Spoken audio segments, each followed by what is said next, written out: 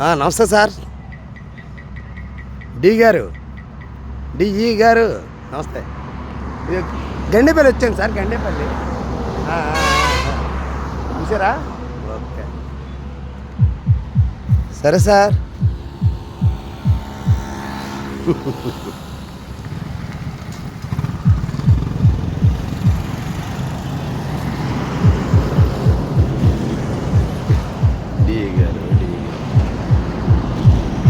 మీరు అసలు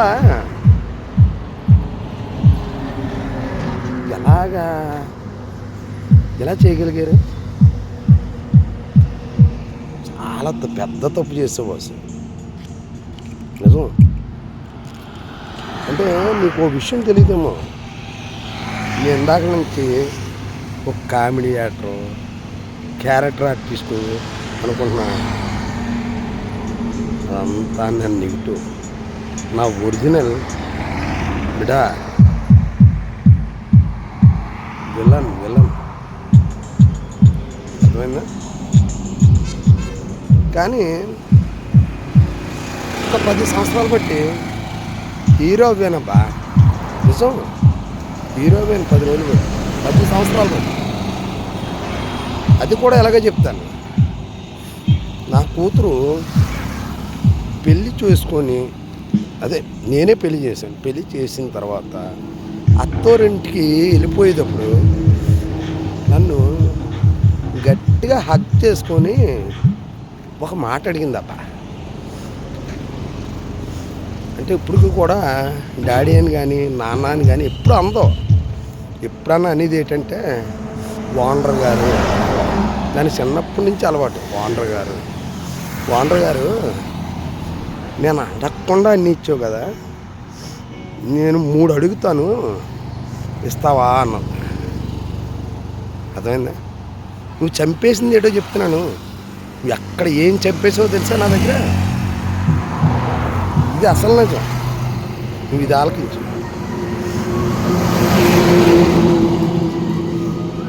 ఓనర్ గారు ఇస్తావా అన్నప్పుడు, తల్లి నువ్వు అడగకుండానే ఇన్నిచ్చినోడిని నువ్వు అడిగితే నేను కాదంటానా?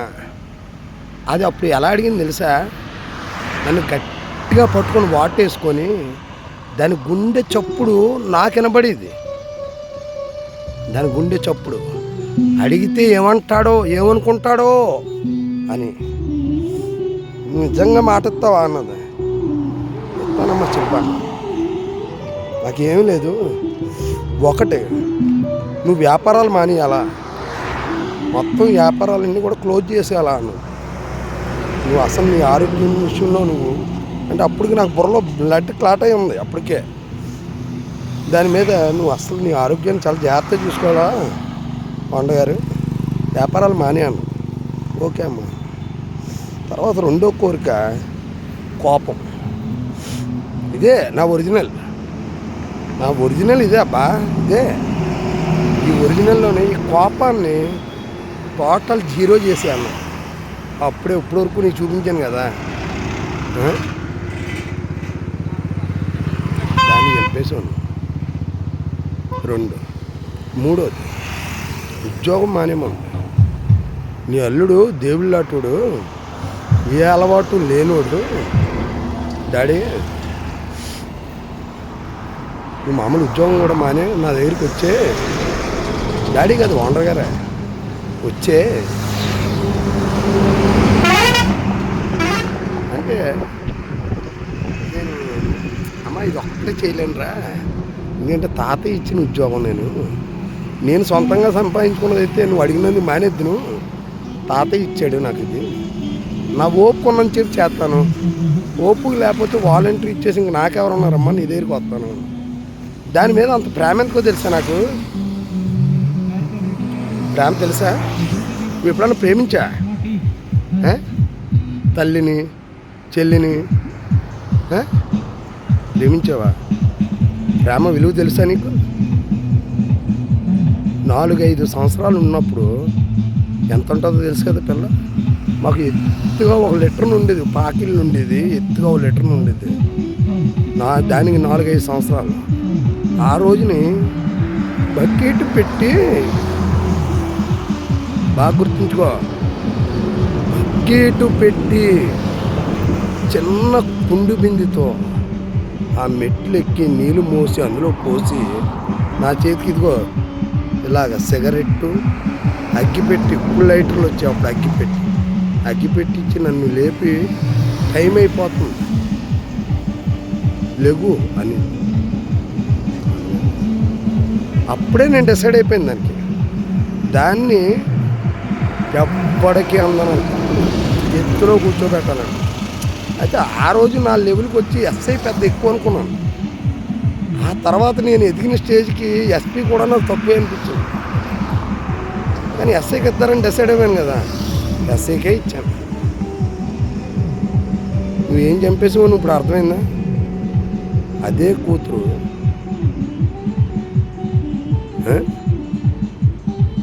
డాడీ నా మాట నేను తీసి గట్టుమే పెట్టేస్తున్నాను, నువ్వు గతంలాగే విలన్లాగే ఉండు, నటించొద్దు నాన్న, కామె వద్దు.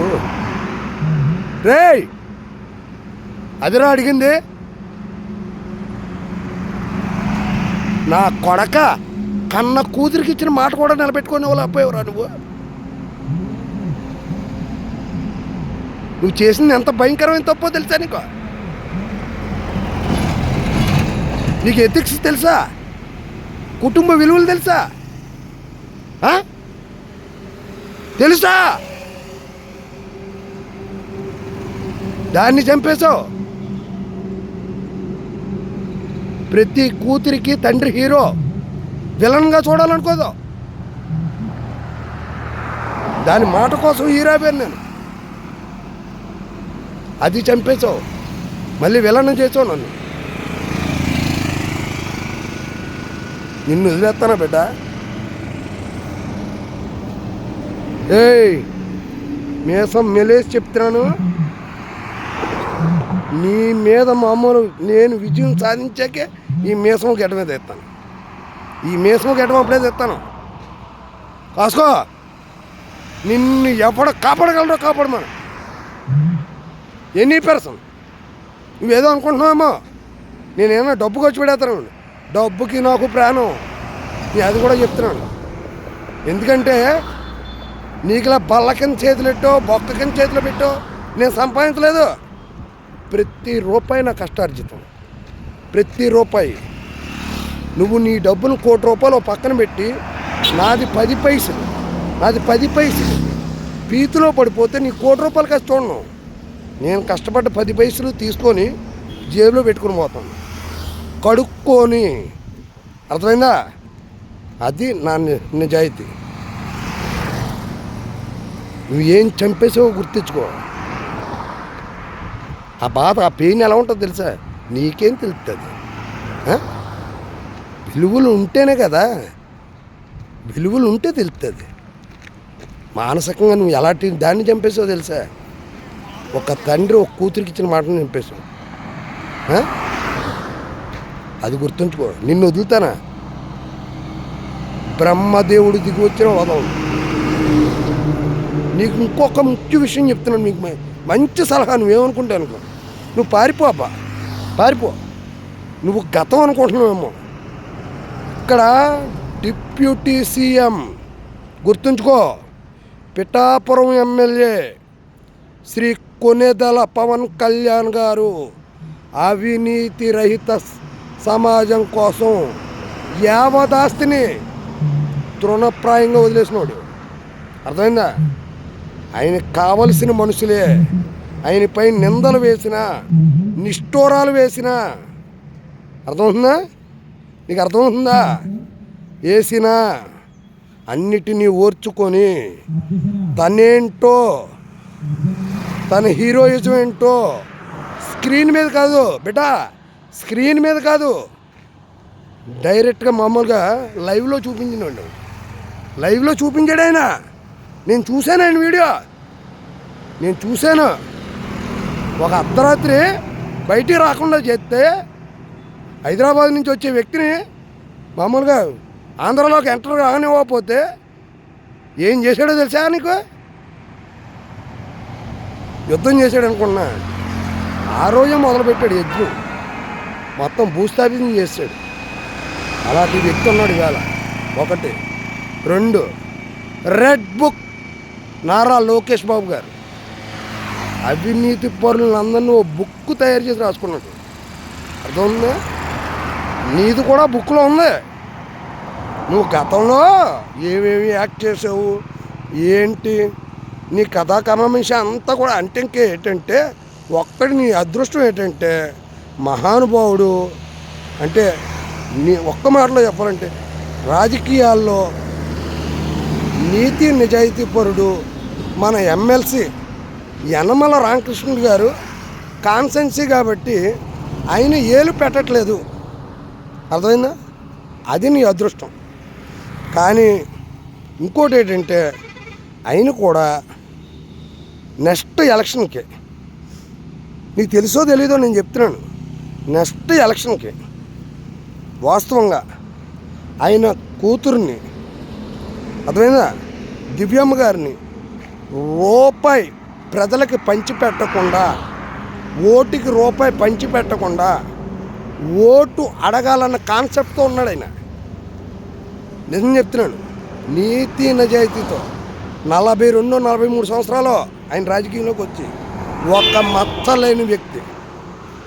అర్థమవుతుందా? తన బిడ్డని నెక్స్ట్ ఓటర్ దగ్గరికి వెళ్ళి మామూలుగా మా కూతురికి ఓటేయమ్మా, నీకు ఈ 2000 ఇస్తాను, 1000 ఇస్తాను, ఈ 500 ఇస్తాను, లేకపోతే ఈ 5000 ఇస్తాను అని అనకుండా గతంలో అనివారు చూడు, నీకు మంచి జరుగుంటే అని అదే చెప్తాడు. మా వల్ల నీకు మంచి జరిగితేనే మాకు ఓటేయండి అమ్మా, మా వల్ల మీకు ఏమైనా ఇబ్బంది కలిగి ఉంటే కనుక మాకు ఓటు వేయొద్దు, నేను ఇవ్వను రూపాయనో, నేను నీతిగా చేశాను అని చెబుతాడైనా 100% వాస్తవం. కావాలితే నువ్వు కాసుకో. వీళ్ళు ఎవరన్నా నువ్వు మామూలు నీ గతంలోలా కాస్తారనుకుంటున్నావా? కాయరు. అరిసి సత్తే ఒప్పుకోరు ఈ ముగ్గురును. అవసరమైతే రేపు పొద్దున వాళ్ళే విజిలెన్స్ దగ్గర మామూలుగా కూర్చొని పంపిస్తారు. నాకు తెలుసు వాళ్ళ నీతి నిజాయితీ నిబద్ధత నాకు తెలుసు. నీకేమన్నా కావాలో తెలుసుకోవాలనుకుంటే ఒకసారి టచ్ చేయించాలని. సుల్తాన్ ఎలా అంటున్నాడండి, మీరు నన్ను కాపాడరు అంటున్నారు, నేను డమ్మా పూసుకొని అంటున్నాడండి. ఆ వేళ మామూలుగా వైసీపీలో యాక్ట్ చేశానండి, ఈవేళ మీ దగ్గర మామూలు కులం పేరు చెప్పుకొని